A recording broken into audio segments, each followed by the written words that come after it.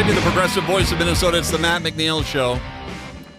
I want to welcome back to the show Eric Harris Bernstein. He is currently the policy analyst focused on state tax and budgetary policy. Since the summer of 2020, he's been a policy director for We Make Minnesota, a coalition of labor and community groups organizing to raise state revenue for investment in healthcare, education, racial equity, sustainable environmental stewardship, and other public priorities. We have talked about him, about his articles that he has written for The Reformer, and he has a humdinger here. The Timberwolves are crushing it just like Minnesota. He's kind enough to join us. It's topical. Why not? Hey, Eric, how are you?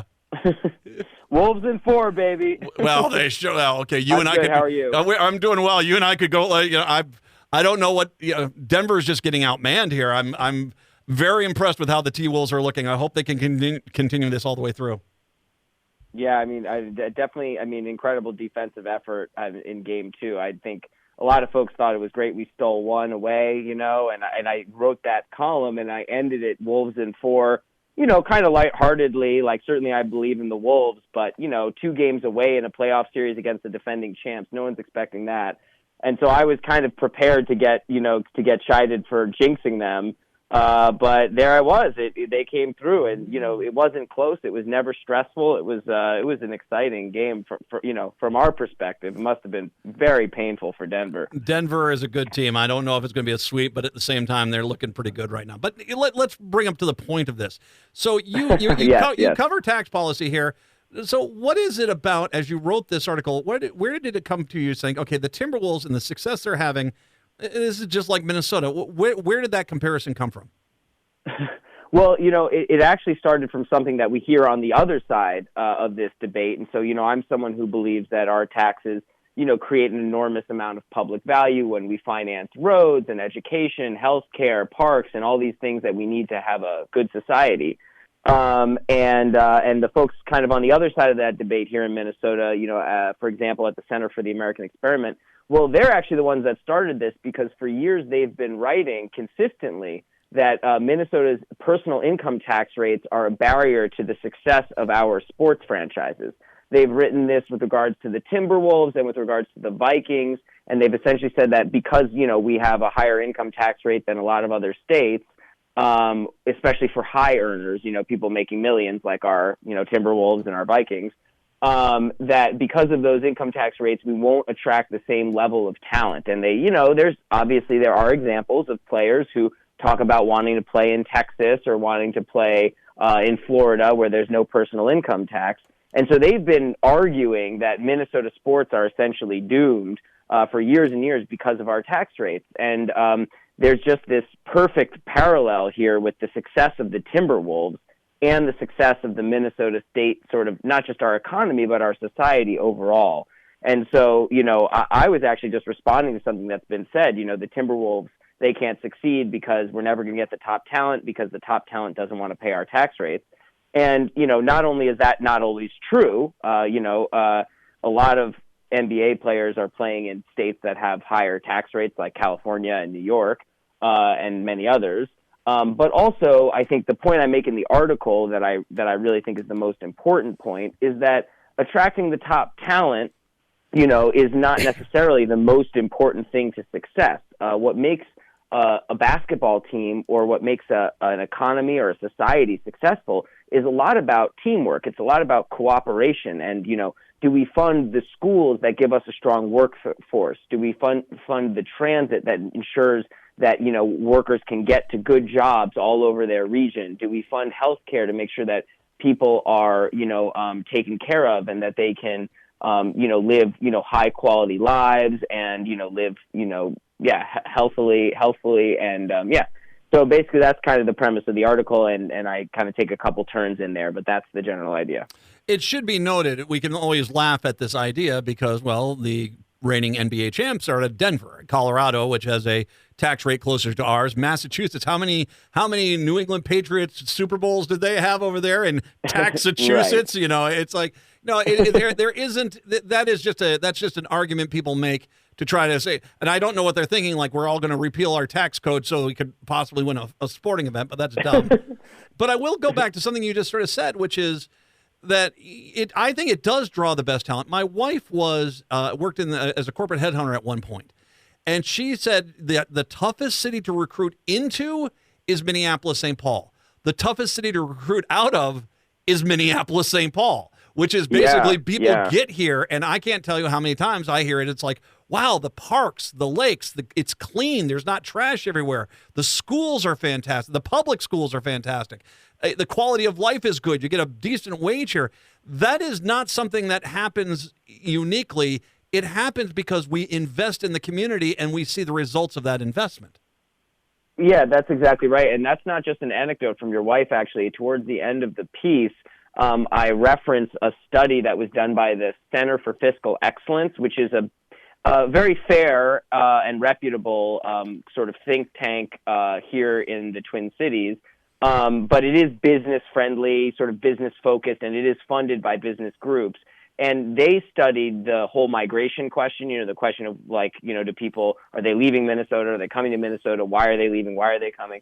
And there's an expert that they quoted exactly basically what your wife is saying. And they said, it can be hard to get folks to come here, and it's almost impossible to get them to leave. And the numbers actually show that, because we are a state that gets, less inbound migration of high earners than other states.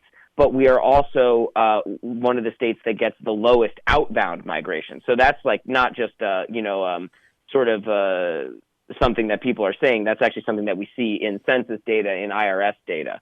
That is a very real thing, and I totally agree with your points about what makes it a pleasant place to live and a good place to raise a family and so on. Well, and it's generally the reason people don't want to come here is the winter. They think we have snow year round, and right. But when they get here and they realize how good it is, they don't want to leave. I'm going to give you credit for one of the coldest lines I have seen in any sports reporter here. I'm just going to read. This is beautiful, my friend. This should put this one in the Hall of Fame at this point. In society, as in basketball, success comes from teamwork. Just ask the low-tax Phoenix Suns and their traveling basketball mercenary, Kevin Durant. Perhaps he should have considered paying higher taxes for a stronger defense and a point guard. Damn! What did Kevin Durant ever do to you, man? That's just get off him at this point. That's actually one of the truth is that's something, though, moving away from Durant and the NBA and the element here. How many people do I know that move to these no-tax states, low-tax states, and they're back because they get a taste of what life's there, and there's the lack of services, and everything costs so much more because there's taxes, sales taxes, increased taxes. You got to pay for private school. You got to pay for private road maintenance, all these things. And they're like, yeah, I was losing money down there because it's so much more expensive. The amount of people that come back up here because they think to themselves one metric, and then they realize that metric has got a really dirty secret that it's hiding. Yeah, no, that's exactly right. I appreciate the compliment on the dig, and Kevin Durant is known for reading his mentions, so hopefully I'll escape his notice here. But yeah, that is definitely the analogy that I'm making. That obsessing over a tax rate that's just one piece of what makes a place, a good or an affordable place, a place to live. And and there's articles about all the folks that moved to Florida, especially during the pandemic, because they had lower sort of COVID protocols, and there was also a lot of remote work, and so people are like, well, I'm going to go to a warm weather state with low taxes. And there have definitely been a lot of media stories about folks finding it unaffordable and finding that the quality of life wasn't what they were used to in other places. So that is definitely part of the point we're making there. There was one other thing I wanted to say, but now it's escaped me, so sorry, I'll go back to you. No problem. Well, and I want to actually give you also credit here, because much like with the Timberwolves, where it's not one player. I mean, that is a well-rounded team. And when when all the cylinders are firing in sync, that team is unstoppable, and they showed it in Denver. But it goes the same way here, because one of the things that when conservatives like to scream about how taxes hurt us, they don't want you to pay attention to what it has delivered for us. And in this paragraph, you talk about how there are many incredible elements to the state that they just don't want to acknowledge. The 6th lowest poverty rate, 7th lowest unemployment rate, 5th highest labor force participation, top 15 median income, the highest in the region by far, the 2nd highest home ownership rate, 3rd longest life expectancy, the lowest rate of death by heart disease. These are things which you cannot ignore. And the reality is, it's the reason why I mean, even when you look at the U.S. News and World Report just put out their list there, where it's the states that do pretty well, and Utah's up there. They always do well, but Utah's a really different dog. They actually do tax their people, and they spend their taxes generally on trying to make their society better, even though it's a Republican state.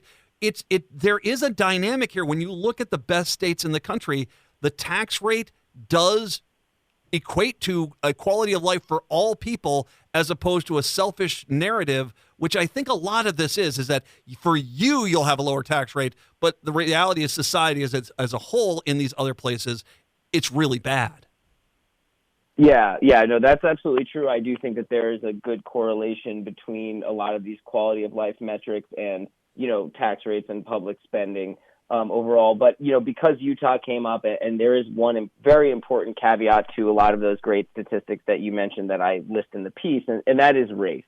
So, Minnesota does have, incredible outcomes overall, but that does, to a large extent, conceal some of the largest racial disparities in the country. And I think that's probably true for Utah as well. And one of the reasons Utah shows up so highly on all of these, sort of quality of life metrics like we do, is that they are also a very white state.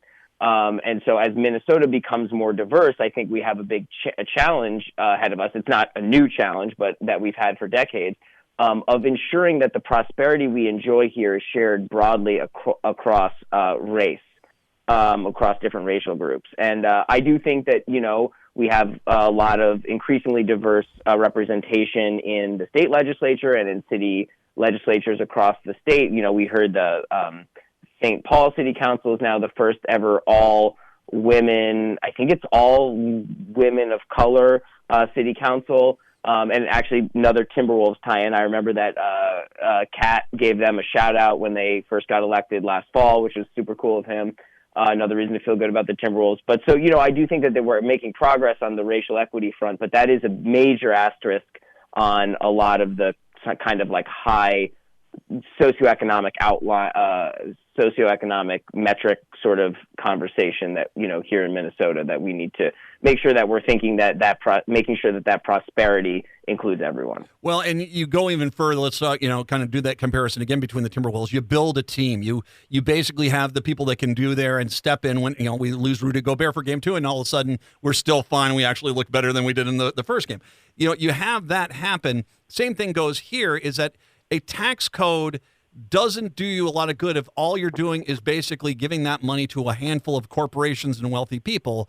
It's about making sure you spread it around like your organization advocates for, to make sure that the needs of the community are being met by the tax burden that we put out there. And I think Minnesota is a really great state for that, because if you tell us what the taxes will go for and you do use it for that, we generally get on board with that.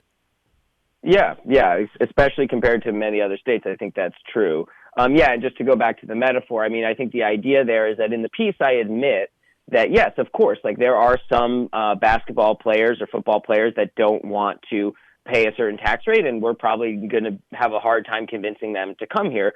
But the point I'm trying to make is that a lot of conservatives in the legislature, or just sort of in the commentariat out there in the media, they're just obsessed with tax rates and the impact that they perceive tax rates to have on the economy. And to me, it's just such a silly lens through which to view the world. And I make the basketball analogy. It's there's successful teams, and actually most of the legendary franchises exist in higher tax states. And, when you think about what goes into creating a truly successful franchise, it's not just attracting the highest level of talent, but it's also about, coaching and, player development and strategy and the staff and the, athletic trainers and all the things that make an organization strong. And that, the analogy in society is the analogy in the other side of it is broader society. Are we taking care of folks? And are we, there's so many other ways to generate economic or socioeconomic success. And I think that Minnesota's key to success has always been that we educate people, that we ensure more people have health care, that we have quality infrastructure and all these things. And the other side just very rarely takes that into account. And there's one other turn I make in the metaphor, which I think works if you read the piece. It might be kind of hard to get across in this format, but essentially, when the Center for the American Experiment, that's the conservative organization that has been talking about the impact of tax rates on our sports franchises, they based that, analysis off of a couple of academic papers that were written by a University of Illinois economist who's now at the Minneapolis Federal Reserve. And nothing against him. It's an interesting topic to study, and that's kind of what economists do. But he studied a winning percentage. So, what is the relationship between a state's income tax rates and the winning percentage of a team? And I thought that was kind of interesting because although that's a good metric to use for an academic paper, it's actually not necessarily the best measure of overall success for a sports franchise or, in the analogy for a society. Because, you might have a higher winning percentage one year because you go out and chase superstars or because, you just got lucky or whatever. But there's other metrics that matter. And I would say, stability and longevity and championships, most of all, is really what people want out of a basketball team. And so the corollary there is that when the, conservative folks who are obsessed with tax rates in the economy, they're always talking about growth, meaning GDP usually. So total output of the state's economy. And that's a very relevant metric for, the strength of an economy. But that's really not the most important thing to be focused on, right? Because what good is all this economic growth if it doesn't actually create jobs? Growth can come from just, a couple of people getting extremely rich, and that shows up in the accounts as growth. It's not necessarily well distributed. It's not necessarily creating real value or innovative products. And it might be creating externalities that harm society, like environmental pollution or something like that. And so, they're obsessed with this winning percentage, which is growth, but they're not thinking about, what actually makes a dynasty? Mm-hmm. What makes a strong society that people want to come back to and stay in and raise their families in, that is going to not just have a few hot quarters of GDP growth, but is actually going to be a good place to live and for people to, work and live and raise their families in year after year, decade after decade. And that is exactly what we have here in Minnesota. On the other hand, we saw South Dakota had a huge spike in growth during COVID because a bunch of people moved there. And then I think it was I can't remember the exact, it was 2021, their GDP in 2022 was actually lower than it was at the end of 2021 or something like that, because all of this rapid growth they had, wasn't actually that sustainable. Mm-hmm. And so that's kind of where I ended is what does it take to actually build a good society? I think it's a lot